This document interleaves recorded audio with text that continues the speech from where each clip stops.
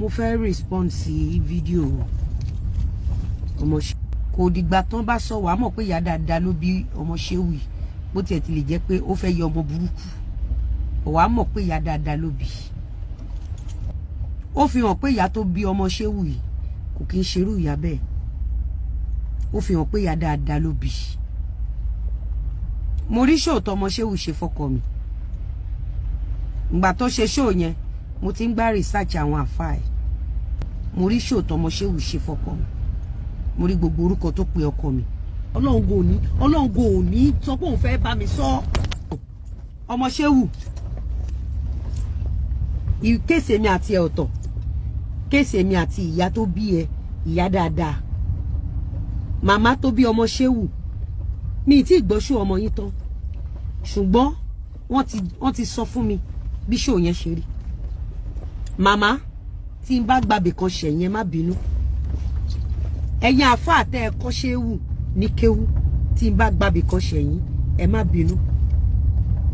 bọ̀ṣẹ́ orí ṣéwù ìwọ OMOSHEU mo máa pẹ́ǹdì ẹ torí mo mọ̀ pé ó ṣe ń padà bọ̀ ajẹ́dí òun jẹ́ kan yóò níyìn olórí burúkú mọ́nímọ́sì tí yẹ ẹ máa mọ sàárè ẹ ṣe bíbí yẹ ẹ ṣe jáde nìyẹn tí yẹ ẹ wá ń sọ̀kù ọ̀rọ̀ mo dẹ̀ ń sọ fún àwọn èèyàn wípé ìyá ẹ ṣì ń padà bọ̀ wọ́n rò pé rọ́ ni mò ń pa so màmá tó bí OMOSHEU màmá mo kí yín ẹ kú ọ̀rọ̀ ọmọ ẹ̀yin àfáà tẹ́ kọ́ ṣéwù ní kéwú mo kí yín ẹ kú ọ̀rọ̀ ọmọ ẹ ṣé ẹ kú àtúnṣe màmá tó bí OMOSHEU màmá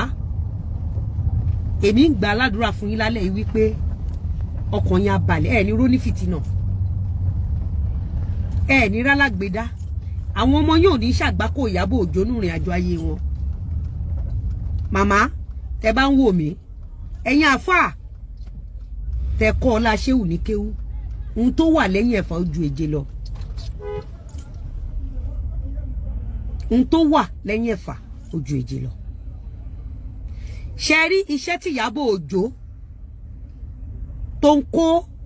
àwọn ọmọ burúkú yẹn ṣe ń gbọ́ mi kan tí mi sọ iṣẹ́ burúkú tí Ìyábọ̀ Òjó ń kó àwọn ọmọ yẹn ṣe ọmọ tó bá ní ìyá gidi bí ìyá tó bí OMOSHEU